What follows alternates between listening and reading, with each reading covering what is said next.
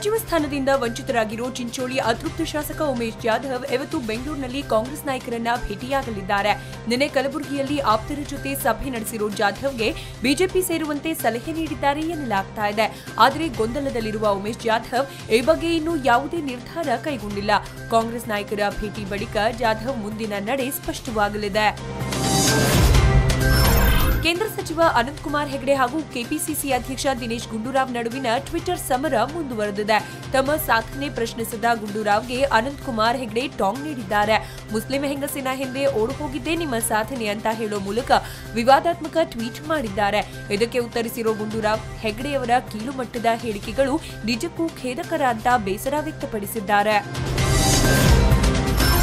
Vinay kidnap ಪ್ರಕರಣವನ್ನ ಮತ್ತೆ ಸಿಸಿಬಿಗೆ ವರ್ಗಾಯಿಸಲಾಗಿದೆ. ವಿನಯ್ ದೂರಿನ ಮೇಲೆ ಪ್ರಕರಣದ ಮರು ತನಿಖೆ ನಡೆಸುವಂತೆ ಸಿಸಿಬಿಗೆ police commissioner T Sunil Kumar ಸೂಚಿಸಿದ್ದಾರೆ. ಈ ಹಿಂದೆ ವಿಚಾರಣೆ ವೇಳೆ ಸಂತೋಷ್ ಮೊಬೈಲ್ ನೀಡದೆ ವಿಚಾರಣೆಗೆ ಸಹಕರಿಸಲಿಲ್ಲ ಎನ್ನಲಾಗಿದೆ.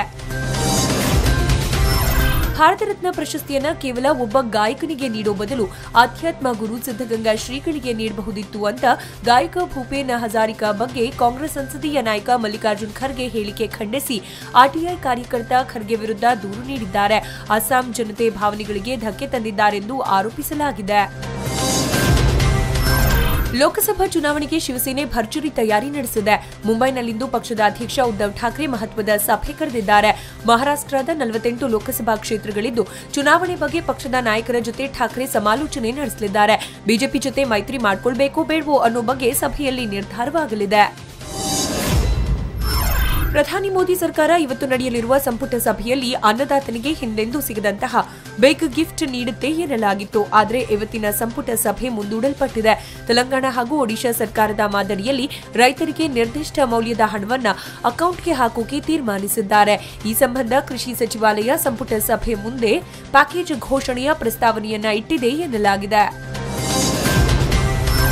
ರಾಜ್ಯದಲ್ಲಿ ಪ್ರಸಾದ ದುರಂತಗಳು ಪದೇ ಪದೇ ಮರುಕಳಿಸುತ್ತಿರುವ ಬೆನ್ನಲ್ಲೇ ಧಾರ್ಮಿಕ ಸಂಸ್ಥೆಗಳಲ್ಲಿ ಪ್ರಸಾದ ತಯಾರಿಕೆ ವಿತರಣೆ ಮಾಡುವ ಬಗ್ಗೆ ಮೈತ್ರಿ ಸರ್ಕಾರ ಶೀಘ್ರದಲ್ಲೇ ಮಾರ್ಗಸೂಚಿ ಜಾರಿ ಮಾಡಲಿದೆ ಅಂತ ಮುಜರಾಯಿ ಸಚಿವ ಪಿಟಿ ಪರಮೇಶ್ವರ್ ನಾಯಕ್ ತಿಳಿಸಿದ್ದಾರೆ. ಈ ಬಗ್ಗೆ ಸಿಎಂ ಜೊತೆ ಚರ್ಚಿಸಲಾಗುತ್ತೆ ಅಂತ ತಿಳಿಸಿದ್ದಾರೆ. ಕಾರ್ಗಿಲ್ ಯುದ್ಧದ 20ನೇ ವರ್ಷಾಚರಣೆ ಪೂರ್ವಭಾವಿಯಾಗಿ ಶ್ರೀ ಕ್ಷೇತ್ರ ಧರ್ಮಸ್ಥಳದಲ್ಲಿ ಹುತಾತ್ಮ ಯೋಧರಿಗೆ ಗೌರವ ನಮನ ಸಲ್ಲಿಸಲಾಗಿದೆ. ನಿನ್ನೆ ಧರ್ಮಸ್ಥಳದ ಧರ್ಮಾಧಿಕಾರಿ ಡಾಕ್ಟರ್ ಡಿ ವೀರೇಂದ್ರ ಹೆಗಡೆ ಶ್ರೀ ಮಂಜುನಾಥನ ಸನ್ನಿಧಿಯಲ್ಲಿ ಶ್ರದ್ಧಾಂಜಲಿ ಕಳಶದಲ್ಲಿ ನೀರು ಸುರಿದು ಹುತಾತ್ಮರಿಗೆ ಗೌರವ ಸಲ್ಲಿಸಿದರು. ಭಾರತ ಪ್ರವಾಸದ ಅಂಗವಾಗಿ ಧರ್ಮಸ್ಥಳ ತಲುಪಲಿರುವ ಈ ಶ್ರದ್ಧಾಂಜಲಿ ಕಳಶವು ನಂತರ ಶ್ರೀ ಕ್ಷೇತ್ರ ಸುಬ್ರಹ್ಮಣ್ಯ ತಲುಪಲಿದೆ. Bigg Boss season grand finale ಮುಗಿತಿದ್ದಂತೆ ಟ್ವೀಟ್ ಮೂಲಕ ಬಿಗ್ ಬಾಸ್ ತಂಡಕ್ಕೆ ಸುದೀಪ್ ಥ್ಯಾಂಕ್ಸ್ ಹೇಳಿದ್ದಾರೆ. ಬಿಗ್ ಬಾಸ್ನ ಭವ್ಯವಾದ ಸೀಸನ್ಗೆ ಸಂಬಂಧಪಟ್ಟ ಎಲ್ಲರಿಗೂ ಹಾಗೂ ಸೀಸನ್ ಹಿಟ್ ಆಗುವಲ್ಲಿ ಶ್ರಮಿಸಿರುವ ಎಲ್ಲರಿಗೂ ನನ್ನ ಧನ್ಯವಾದಗಳು. 6 ಸೀಸನ್ಗಳು ಮುಗಿದು ಹೋಗಿದ್ದು ಗೊತ್ತೇ ಆಗಲಿಲ್ಲ. ಎಲ್ಲಾ ಸ್ಪರ್ಧಿಗಳಿಗೂ ನಾನು ಶುಭ ಹಾರೈಸ್ತೇನೆ ಅಂತ ಟ್ವೀಟ್ ಮಾಡಿದ್ದಾರೆ. ರಾಕಿಂಗ್ ಸ್ಟಾರ್ ಯಶ್ ಅಭಿನಯದ ಕೆಜಿಎಫ್ ಸಿನಿಮಾ ನೆರೆಯ ಪಾಕಿಸ್ತಾನದಲ್ಲೂ ಅಬ್ಬರಿಸಿದ್ದಾಯಿತು. 50ನೇ ದಿನದತ್ತ ದಾಪುಗಾಲಿಡ್ತಿರೋ ಕೆಜಿಎಫ್ ಸಿನಿಮಾ ಜಪಾನ್ನಲ್ಲೂ ಭರ್ಜರಿ ರೆಸ್ಪಾನ್ಸ್ ಪಡೆದುಕೊಳ್ತಿದೆಯಂತೆ. ಜಪಾನ್ನ ಥಿಯೇಟರ್ನಲ್ಲಿ ಚಿತ್ರದ ಪ್ರದರ್ಶನದ ವೇಳೆ ಅಲ್ಲಿನ ಕನ್ನಡಾಭಿಮಾನಿಗಳು ಯಶ್ಗೆ ವಿಡಿಯೋ ಕಾಲ್ ಮಾಡಿ ವಿಶ್ ಮಾಡಿದ್ದಾರಂತೆ.